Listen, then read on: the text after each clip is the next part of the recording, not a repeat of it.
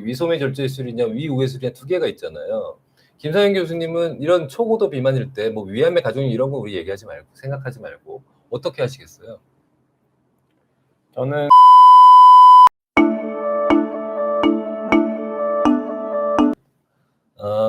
그래서 오늘 얘기는요. 지금 슬라이드 보시다시피 수술 두 개가 있지 않습니까? 위소매 절제술, 위우회술 이게 지금 현재 전 세계에서 하고 있는 대표적인 비만 대사 수술의 두 가지입니다. 그래서 뭐 어디 가시나 환자분들이나 그다음에 이 상담하시는 의사 선생님들이나 두 수술의 얘기를 꼭 하실 텐데 오늘은 우리가 이제 의사들은 과연 어떤 식의 이 사고 방식으로 수술을 선택하는지 4명의 의사들한테 얘기를 좀 들으실 수 있을 걸로 생각합니다.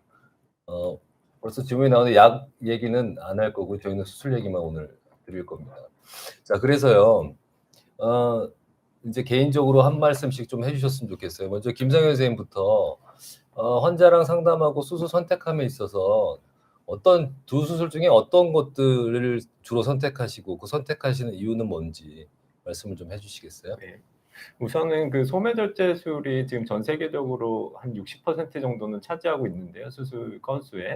그래서 현재로서는 가장 소매절제술이 유행하고 있고 가장 핫한 수술이다라는 것은 맞는 것 같습니다. 근데 저는 환자들한테 이제 권할 때는 세 가지를 이제 말씀을 드리는데, 첫 번째는 이제 비만도입니다. 체질량 지수가 45나 50이 넘어가는 고도 비만 중에서도 초고도 비만에 해당하는 환자분들한테는 체중 감소를 극대화시키기 위해서 아무래도 우회술이 소매절제술보다는 조금 더 체중 감소가 많기 때문에 그런 환자들한테는 우회술의 방법을 좀 선택하도록 권유를 하고 있고, 두 번째는 이제 당뇨에 대한 이슈인데요. 당뇨가 조절이 잘 안 된다든지 뭐 당화혈색소가 뭐 8.0 혹은 7.5 이상이 되는 환자분들, 그런 환자분들한테는 주로 우회술의 수술 방법을 좀 권유하고, 당뇨가 있다 하더라도 당뇨가 심하지 않은 환자분들은 소매절제술로도 충분히 당뇨가 해결되고 치료될 수 있을 가능성이 높기 때문에 그런 당뇨의 기준에 따라서 소매절제술을 하느냐 우회술을 하느냐 이렇게 결정하고요. 마지막으로 사실은 가장 중요하다고 생각하는 것은 환자분들의 선택입니다. 그래서 여러 가지 옵션을 좀 드려서 이 환자분이 어떠한 것을 원하느냐라는 것들도 좀 면밀하게, 수술의 장단점들이 상당히 이렇게 나눠져 있기 때문에 가장 좋은 수술 방법은 사실 없거든요. 그 환자한테 맞는 수술 방법이 따로 있는 것이 있다고 생각하기 때문에 환자들하고 좀 면밀히 상의해서 환자분들이 또 어떤 식의 수술을 원하는지 요거까지 좀 여쭤보고 수술 방법을 결정하게 됩니다. 제가 여쭤볼게요. 네. 그러면 이게 사실 답이 없다는 걸 알고 네. 논문에서도 보면 환자의 선택에 대해서 좀 고려를 많이 하는 게 좋겠다 이런 식으로 이제 논문들도 많이 되어 있는데, 그럼 환자분조차도 다 선생님의 설명을 듣고 선택의 기로에 서서 결정을 못 하시는 분들이 있을 거예요. 네. 그럴 때 뭘 추천하시나요? 그럴 때는 사실은 한 10명이 찾아오시면 그중에 7분은 제가 선택을 좀 해드리고요. 나머지 3분은 본인이 하고 싶다는 수술들이 좀 정해져서 오는데요.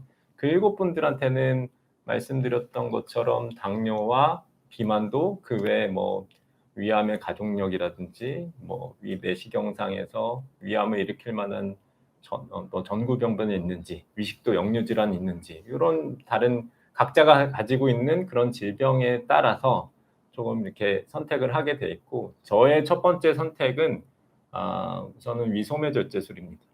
알겠습니다. 일단 그 정도만 하고 또 조금씩 더 깊어질 거니까요. 네. 이제 최성윤 교수님 명예의 의견 어떤지 한번 아니 지금 뭐 김상현 교수가 뭐 전반적인 내용을 다 잘 얘기했고 저도 뭐 의견이 다르지 않습니다.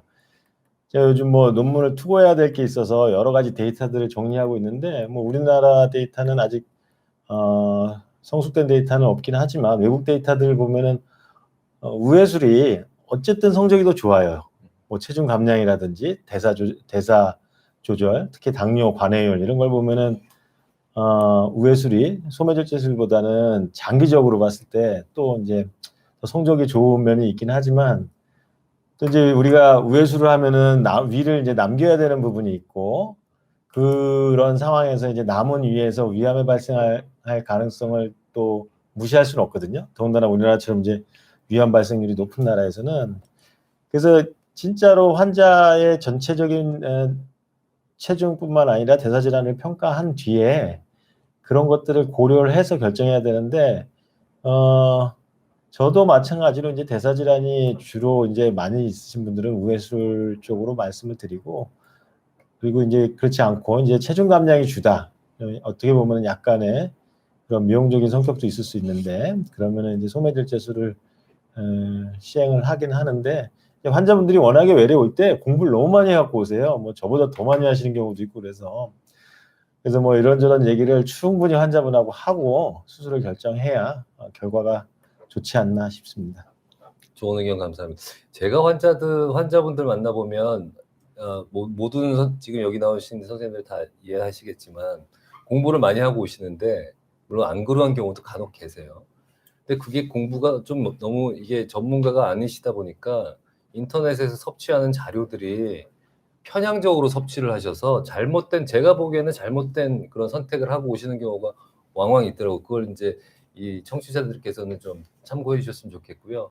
저는 제 의견을 말씀드리면 이제 의사들도 이때까지 나온 과학적인 자료들을 본인이 좀 보고 싶은 거면 본다 이렇게 생각을 하는데, 저는 위우회술하고 위소매절제술 비교한 그런 데이터들 보면 초기의 데이터는 위우회술이 좀 더 좋지 않나 싶은 정도지만 항상 길게 가면 결국 비슷해지더라. 그래서 우리가 잘 디자인된 전향적인 임상 연구들 보면 결국 위우회술하고 위소매절제술 간에 우리가 가장 우려하는 당뇨 측면에 있어서는 시간이 지나면 지날수록 거의 비슷해지더라. 제 결정은 위소매절제술을 못하는 상황이 아니면 위소매절제술을 하는 게 맞다라고 현재 생각하고 있습니다.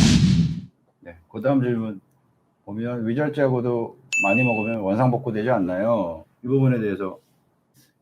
이 위가 위소매절제술 한 다음에 위가 늘어난다는 거에 대해서 정확히 저게 우리 의사들 사이에서는 기술적인 문제가 처음에 있었느냐, 아니면 필연적으로 늘어나야 될 위가 이제 시간이 지나서 늘어나느냐라고 많이 대화를 하고 네. 있는데, 그 기술적인 단점은 우리 비만대사역과 학회 의사들이면 다 극복하지 않았을까 보고, 정말로 늘어나는 것이 좀 내추럴하게 시간이 지나면 늘어나느냐, 그건 아닌 것 같아요. 근데 어느 정도 늘어나는 건 아까 김 원장님 말씀하신 그 정도 비교가 딱 적당한 것 같습니다.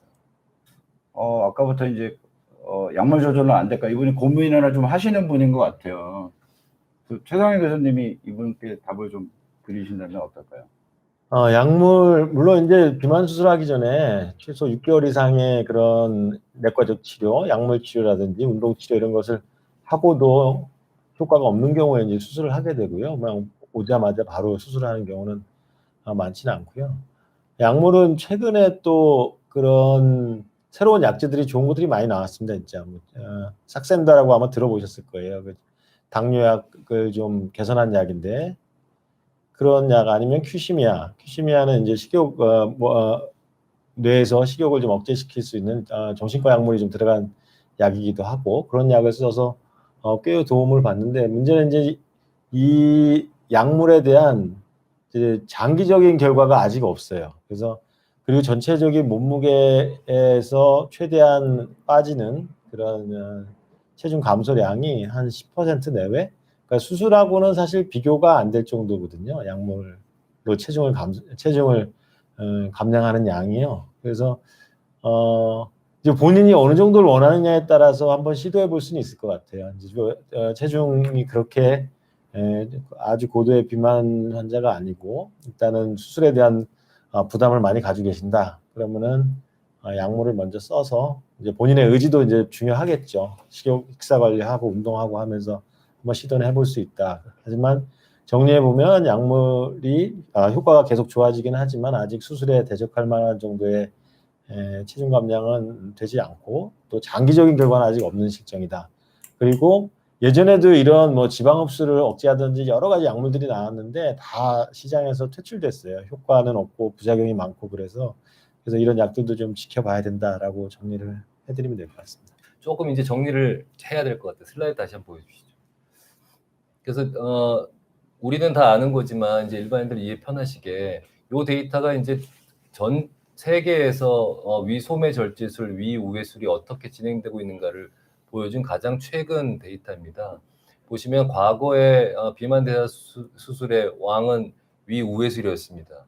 그게 이제 점차적으로 위소매 절제술로 배치되고 있는 상황인데 보시면 이제 결국 7대3 정도의 그런 이 비율로 위소매 절제술이 더 많이 시행되고 있고 지금은 그게 유지가 되고 있다. 뭐 위소매 절제술이 9대1 정도로 계속 우수해지는 건 아니고요. 그 필요성이 위우회술의 필요성도 여전히 있고 위소매 절제술의 이 필요 저곡증도 어느 정도 한계가 있다. 그렇게 유지되고 있다는 것을 알아주시면 좋겠고 한국의 상황도 저 세계적인 상황과 아주 유사함을 이해해 주시면 되겠습니다. 다음 한번 넘어가겠습니다. 그래서요, 지금 우리나라에서의 비만 대사 수술 이 체질량 기준으로 저러한 수치를 가지고 있으면 보험 급여로 보는 그런 체질량 수술 적응증이 되겠습니다. 보험으로 급여가 된다는 거죠. 그런 체질량 지수가 지금 어떻게 돼요? 거꾸로 보여서 체질량 지수가 35 이상이면 뭐 당뇨가 있던 없던 간에 우리가 비만 대사 수술 하셔도 되고 이제 체질량 지수 35가 안 되고 30은 넘는다 그러면 비만 관련 합병증이 있을 때 비만 대사 수술을 받으실 수 있습니다. 그러니까 여기서 지금 본인이 체질량 지수가 30이 안 되시는 분들은 이따가 얘기를 따로 좀 더 들으셔야 되고요. 원래 세계적인 추세에 비해서 우리나라가 굉장히 느렸었는데 이 보험 급여에 대한 기준들이 제가 이거 아시아 국가들의 비만 대사 수술 보험 적용만 따로 떼왔는데 보시면은 지금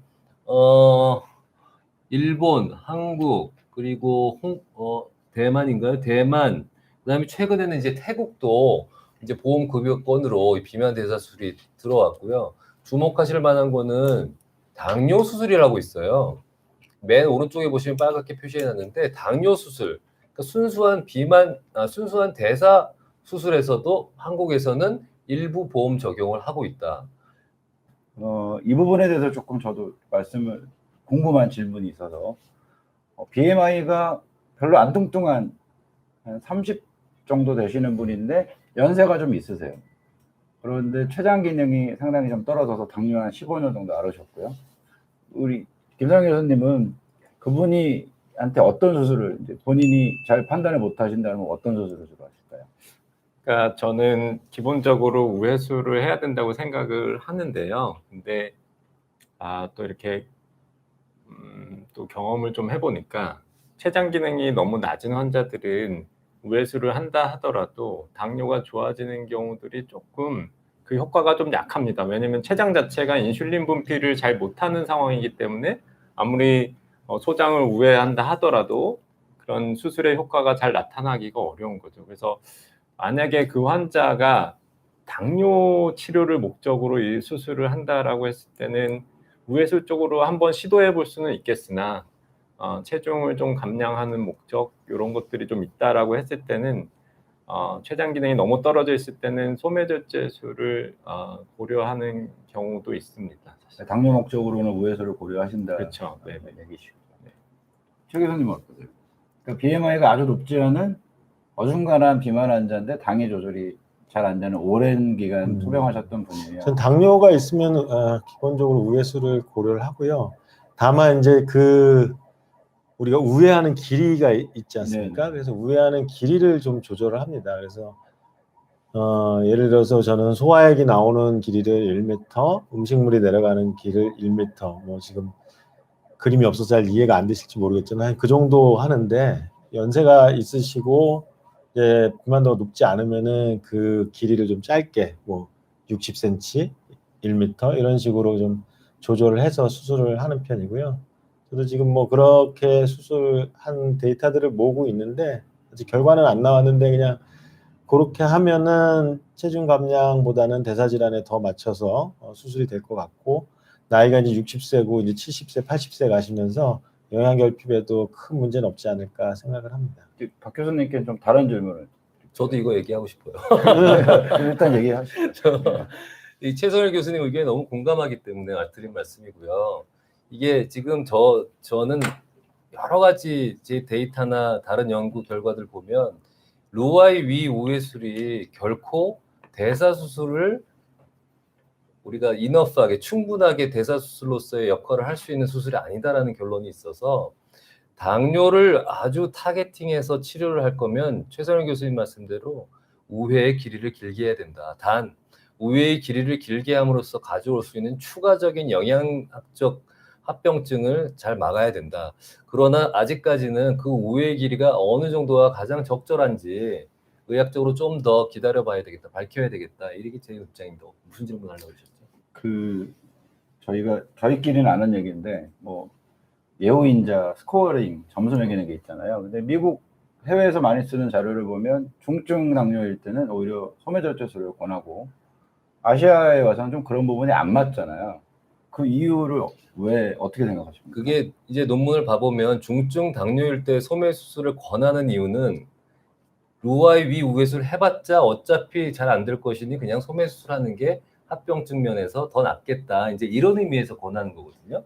그런데 이제 또 말씀하셨듯이 아시아 쪽은 좀 얘기가 틀리기 때문에 그런 거에 대해서 데이터가 많이 나와야 되는데 최근에 우리 한국, 중국, 일본 데이터 모아서 한 것도 결국은 그런 뉘앙스로 저널에 출판이 됐죠. 답이 없습니다, 사실은. 그래서 지금 김 원장님이나 최 교수님, 또 김 교수님 같은 이제 경험들에 의한 그런 결과들이 먼저 좀 많이 좀 알려졌으면 좋겠어요. 여기 너무 어렵게 하면 조회수가 안 늘어나더라고요. 그래서 다음 네. 얘기를 좀 할게요. 이게 좀 더 쉽게 와닿으실 수 있는 얘기라고 생각합니다.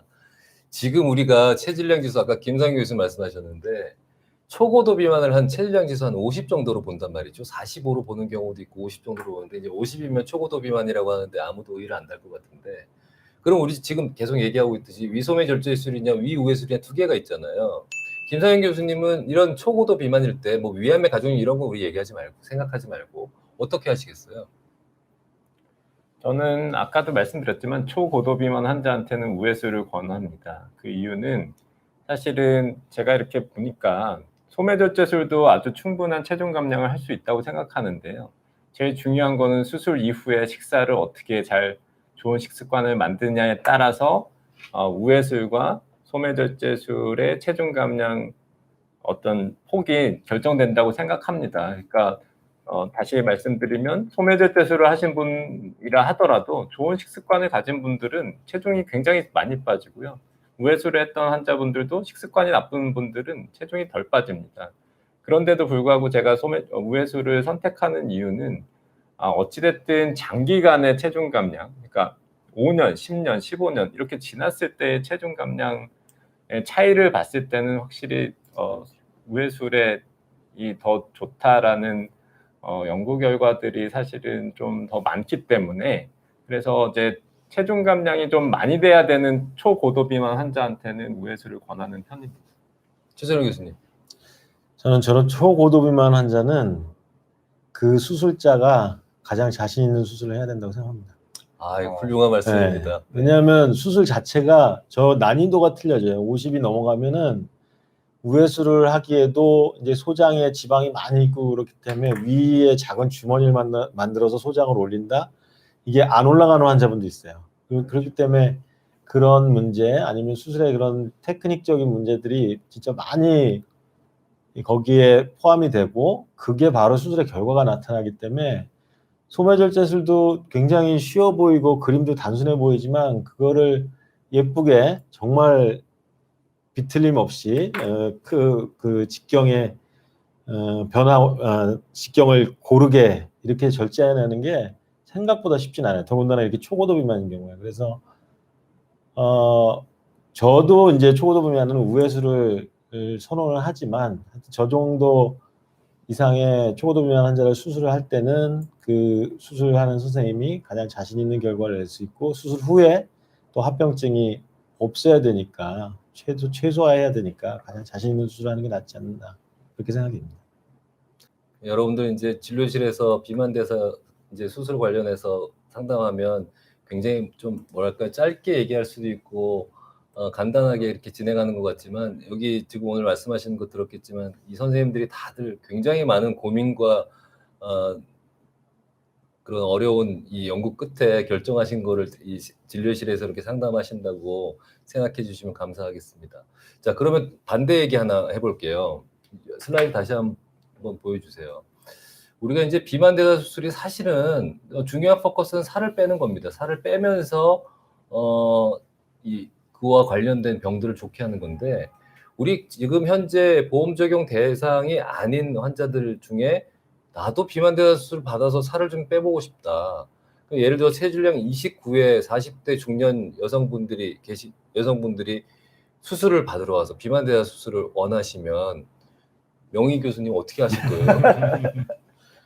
저는 뭐 원칙적으로는 안 되는 상황이니까요. 그리고 이제 거기 29에서 뭐 수술한 데이터들이 그렇게 썩 좋은 데이터들은 없습니다. 그래서 일단은 일반적으로 하는 여러 가지 운동요법, 약물요법 해 보시고요. 그래도 뭐 안 되고 이제 30에 도달하면은 그때 수술을 고려를 해볼 수가 있겠죠. 근데 이제 29, 뭐 28, 뭐 이 정도 수술까지 권하기는 저는 좀 반대하는 입장입니다. 김상인 네, 저 역시도 뭐 어쨌든 그 27에서 30 사이에 있는 환자는 약물 치료의 대상자들이기 때문에 요새 약물이 좋습니다. 약물부터 써보시고 체중 감량을 충분히 하시면 수술보다도 또 더 만족스러워 하실 수 있기 때문에 약물 치료부터 하는 것이 맞다고 생각합니다. 우리가 왜 전에 이 비만 대사 수술이 보험 급여에 들어오기 전에는 사실은 의사들도 정확하게 한국인들에게서 어떠한 체질량 지수부터 비만 대사 수술을 해야만 하는지 잘 모르고 있을 때는 이 체질량 지수가 30이 안 되는 분들도 비만 대사 수술을 꽤 받으셨어요. 특히 이제 밴드 같은 경우는.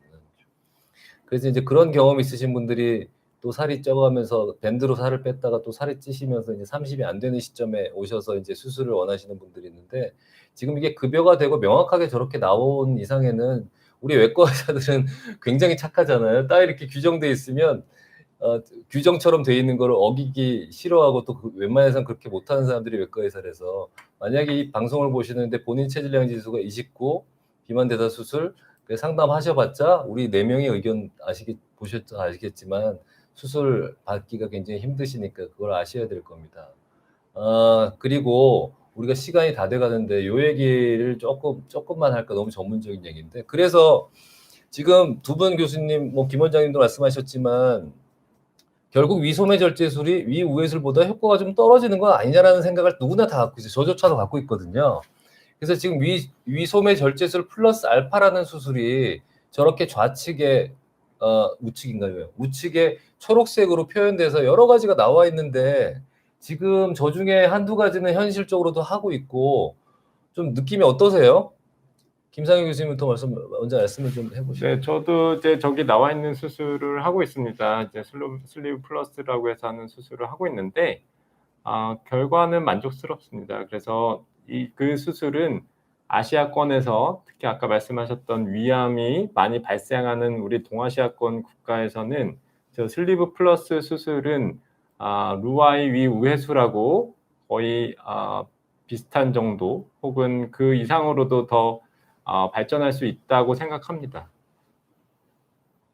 최선희 교수님. 예, 이론적으로는 정말 아시아에, 특히 우리나라에 딱 맞는 수술법이고, 우리가 그 소매절제술이 갖는 제한적 수식, 그러니까 섭취 제한 수식 플러스 흡수 제한 수식, 대사 질환에까지 효과를 배가시킬 수 있는 그런 수술법이고요. 다만 수술 테크닉이 조금은 좀 그렇죠. 낯설고 어렵습니다. 그리고 합병증에 대한 것도 좀 생각을 해야 되고, 그래서 저 수술은 아마도 좀 많이 경험이 많은 그런 선생님 위주로 진행이 되는 것 같고, 앞으로 저 수술이 표준 수술까지 올라오지 않을까라는 생각도 조심스럽게 해봅니다.